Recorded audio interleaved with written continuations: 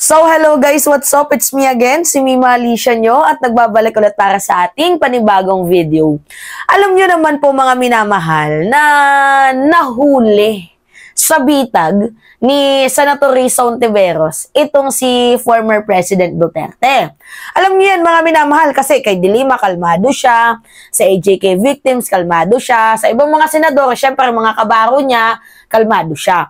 Pero nung si Senator Risa Hontiveros ang nagsalita, alam naman natin mga minamahal na si Risa yung nakapag-pull out ng trigger para mainis itong si former President Duterte. At sa hindi inaasahang pagkakataon, pumasok na po yung admittance. Okay, meron siyang pag-aamin.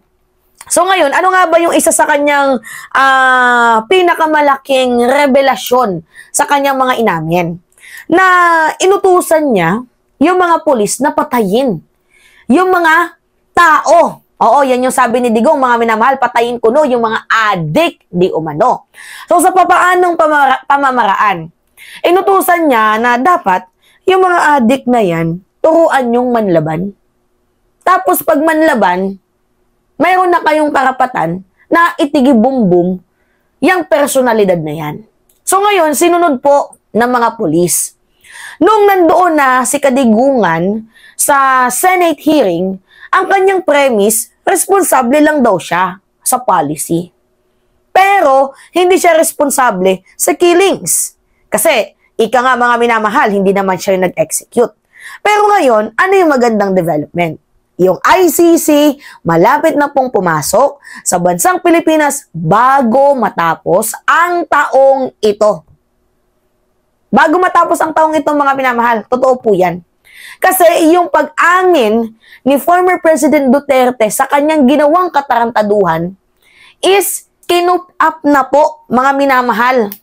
Kinup up na po ng International Criminal Court dahil ibinigay na po ng Senado yung transcript doon nga po sa ICC.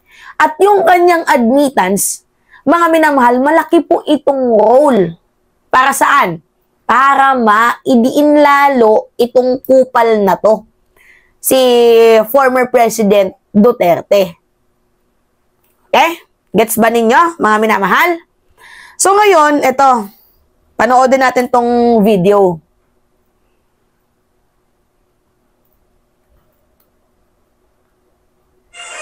I wouldn't be surprised if the ICC will terminate its investigation soon and issue the warrant of arrest against President Duterte, at least siguro before the end of this year. President Duterte will be the first Asian to be tried in the ICC.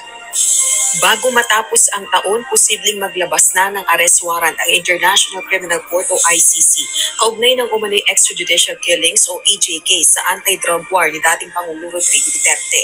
Ito ang paniniwala ni Attorney Nery Colmenares, isang human rights lawyer at chairperson ng progressive group na Bayan Muna. Kapag nangyari ito, ang dating Pangulong Duterte anya ang magiging kauna-unahang Asian na sasailalim sa isang pagdinig sa ICC. Uy, another milestone yon, mga minamahal. Siya yung kauna-unahang ASEAN na maisasalang doon sa International Criminal Court. Another milestone yan, diba? So, dapat i-celebrate natin yan. Diba? Digong, ikaw yung kauna-unahang Pilipino na natiktikan. Kauna-unahang ASEAN na Pilipino pa mismo na natiktikan ng International Criminal Court. Diyos mio naman. Diba? Ang galing talaga ni Digong, no? Grabe, palakpakan tayo dyan. Okay, continue. Sa testimonya ni dating Pangulong Duterte sa pagdinig ng Senado noong October 28, sinabi nitong inutusan umano niya ang mga pulis na udyukan ng mga sospek na manlaban sa operasyon.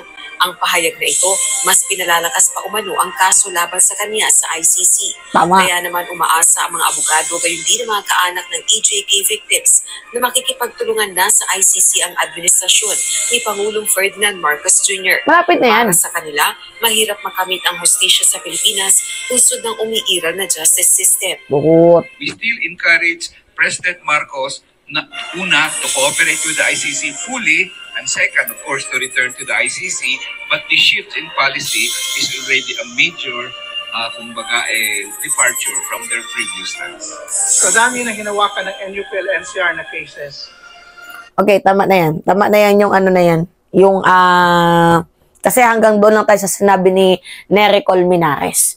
So, we are hoping, mga minamahal, na this time, this year, especially 2024, tuluyan na nga pong mahusgahan itong si former President Duterte sa kanyang mga inhumane approach dito nga po sa kanyang laban kontra sa illegal na droga. To be honest, mga minamahal, there is nothing wrong when it comes to war on drugs. Dahil in the first place, tama nga naman talaga na kalabanin natin ang droga. Pero here is the thing.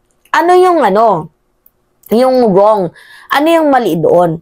Yung nadadamay na, yung innocenteng mga Pilipino nang dahil sa kanyang polisiya at pag-implement ni Bato de la Rosa nang hindi maganda. Lalo pat nadagdagan, mga minamahal, nung na-reveal na merong reward system. So doon pa lang, ginajustify mga minamahal na kaya yung mga polis naging kriminal dahil nga din po kay former President Duterte dahil sa kanyang pagtuturo. Diba, sino ba naman, mga minamahal? O, may kita ka na nga bilang kawani ng gobyerno, extra income din kada ulo na natitigi-bum-bum ninyo. Depende. Depende sa ulo. May 20 mil hanggang 1 milyon. Ginawang negosyo yung droga. Diba? So, hindi tama yun. Hindi tama yun, mga minamahal. And wala pong ka-proud doon sa tukhang na yan. Never po talaga akong naging proud sa war on drugs ni former President Duterte. Simula nung namulat ako sa katotohanan. Noon, oo. Kumahanga pa nga ako. Ang sabi ko pa nga, Yahoo! Ang ating presidente ay matapang. Isang mura nga dyan, digong. Isang putang ina nga dyan. Gumaganon pa nga ako noon eh. Pero kala ko joke lang niya yun. Yun palang, mga minamahal, may something na hindi tama, which is yun na nga, yung mga inhumane approach niya. Kaya hindi natin masisisi si Senator Risa Hontiveros kung bakit napakasensitibo niya kapag pinag-uusapan yung human life at human rights. Kasi makatao itong si Senator Risa Hontiveros at hindi bastos. Hindi niya tinotolerate yung mga ganong klaseng bagay. So, lagot, mga minamahal, itong si Digong. Well, kasalanan niya yan. Pagbayaran niya na lang yung kasalanan niya. Hindi niya to pwedeng takasan. Kahit kailan, hindi niya pwedeng takasan ang kanyang kasalanan.